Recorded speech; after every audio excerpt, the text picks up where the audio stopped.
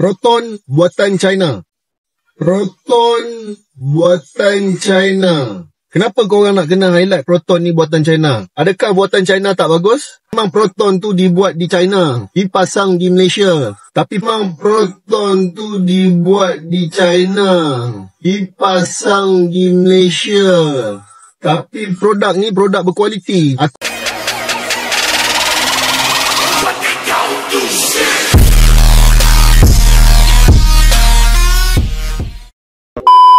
Halo teman-teman semuanya, dari Sabang sampai Merauke. Gimana kabarnya hari ini teman-teman? Sehat semuanya ya? Amin. Teman-teman, beberapa waktu yang lalu saya melihat ada netizen dan juga kreator dari negara tetangga yang mengeluhkan bahwasanya untuk mobil Proton saat ini tidak hanya dimiliki oleh Malaysia saja, tapi juga dimiliki oleh Cina, teman-teman. Wah, ini tentunya sangat mengagetkan ya. Jadi memang mobil Proton ini lahir pada tahun 1983, yaitu pendirinya itu Tun Mahathir Mohamad ya teman-teman.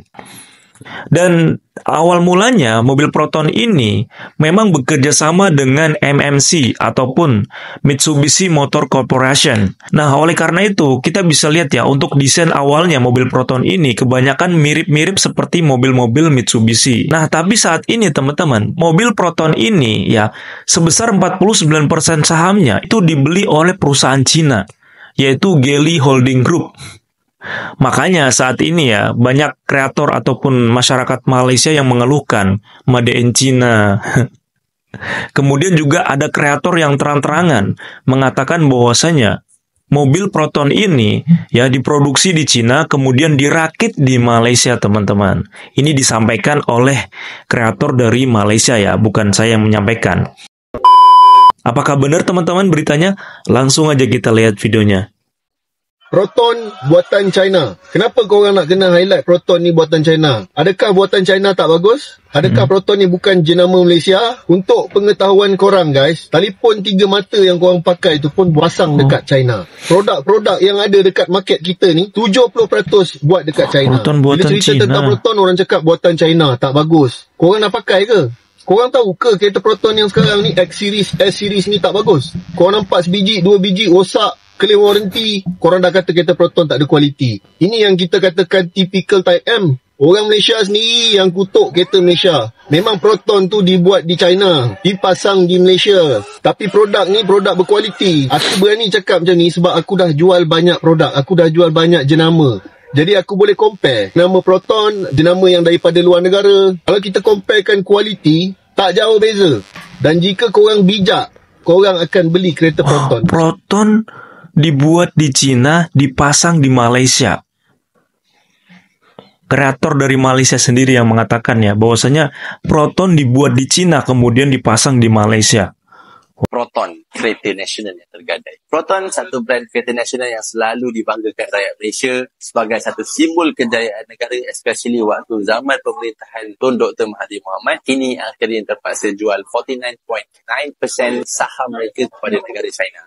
Bayangkan Proton daripada mimpi nak menjadi seolah-olah Toyota version Malaysia ataupun nak sampai level boleh compete dengan kereta Jepun, kini sekadar survival mode di bawah pimpinan baru, iaitu pimpinan Geely. Kisah Proton ni dia bermula dengan impian besar Tun Mahathir. Pada tahun 1983, masa tu Malaysia cuba nak industrialize negara kita, nak transform daripada satu negara pertanian kepada satu negara yang penuh dengan industri. Dengan modal awal 150 juta, iaitu modal yang kecil untuk entry into market otomotif, target Proton adalah untuk keluarkan sebanyak 80,000 biji kereta setahun. Awal-awal memang nampak sangat-sangat berjaya. Proton Saga dia menjadi satu kereta yang sangat popular pada zaman tersebut. Tarikh import yang kerajaan letak pada masa itu pula sengaja ditinggikan supaya kononnya dapat melindungi pasaran tempatan dengan baik. Rakyat pun dah ada tagline sendiri. Ini kereta kita. Ini kereta made in Malaysia. Jualan domestik yang berlaku dalam Malaysia pun didominasi Proton sehingga memegang hampir 70% of the market share. Tapi di sebalik kejayaan, ada satu masalah fundamental yang lebih serius. Pertama, Proton sebenarnya terlampau bergantung kepada teknologi yang dikeluarkan oleh Mitsubishi. Kedua, sebenarnya R&D Proton dia belum cukup power untuk bersaing di peringkat global. Ketiga, quality control Proton masih jauh ketinggalan dengan international standard. Puncak kegemilangan Proton ni pada era 90-an, everyone excited apabila Proton dia beli Lotus Cars daripada Proton bayar 40 million pound sterling supaya kononnya boleh level up their game to become a global player. End up, sebenarnya acquisition yang kononnya pada peringkat awal dibanggakan menjadi satu masalah besar bagi Proton dan menjadi satu beban besar di mana Lotus terus rugi years after years. Jadi macam satu beban yang Proton yang kena tanggung pula company yang baru dibeli. Pada tahun 2000-an, cabaran makin besar apabila pasaran ASEAN dah dibuka. Tarif import pun dah mula kurang. Perodua dulunya bukan anak emas Malaysia yang seolah-olah macam adik Proton dah jadi pesaing yang lebih hebat dengan model yang lebih compact. Toyota, Honda pula masuk Malaysia dan menjadi satu brand yang sangat agresif expanding kat dalam Malaysia. Kerajaan sampai level terpaksa bail out beberapa kali dan antara bail out yang berlaku apabila sejumlah 1.3 bilion ringgit of injection pada tahun 2007 dan sebanyak 1.5 bilion ringgit berlaku pada tahun 2012. Tapi jualan terus merosot daripada boleh jual 150,000 unit of cars setahun turun drop sampai boleh jual hanya 70,000 unit.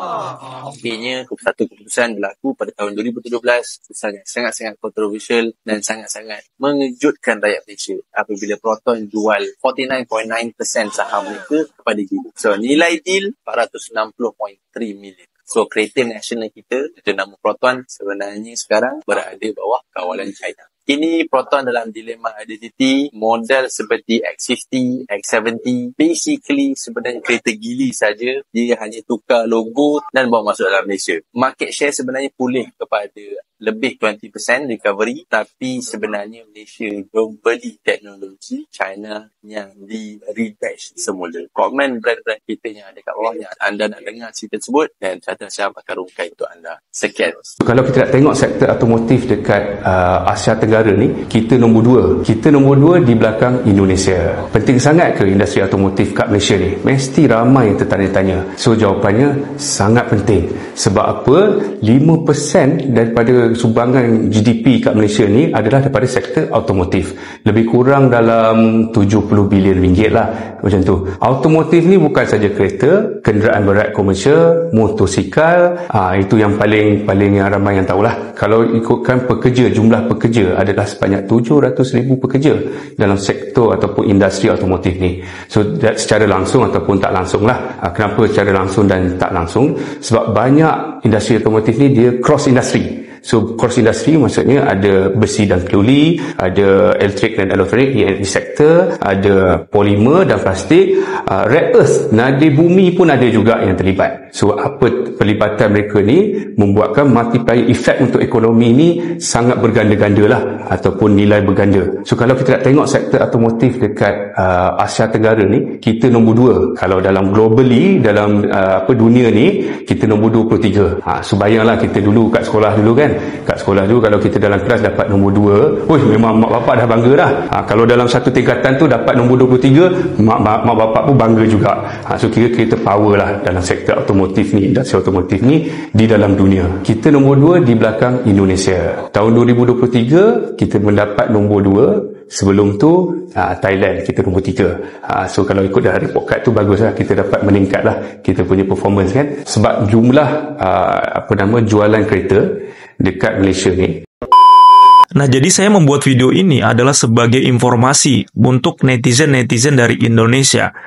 Jadi ketika ada oknum-oknum netizen dari Malaysia yang membanggakan berkaitan dengan mobil nasional mereka, Proton, kita harus memberikan fakta yang terjadi sekarang ini ya, bahwasanya diduga untuk mobil-mobil Proton yang ada di negara Malaysia yang dipasarkan sekarang ini adalah mobil buatan Cina yang kemudian dirakit di Malaysia. Ini disampaikan langsung loh ya oleh kreator dari Malaysia tadi.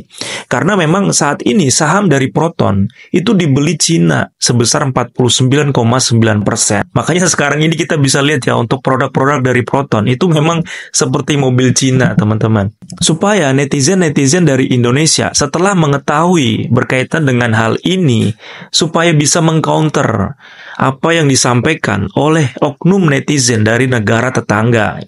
Ya, itu ya teman-teman harapan. Oke teman-teman, bagaimana nih tanggapannya berkaitan dengan informasi ini? Apakah mobil Proton saat ini masih menjadi mobil nasional dari Malaysia? Jangan lupa tanggapannya di kolom komentar dan diskusi di kolom komentar. See you the next video. Bye-bye.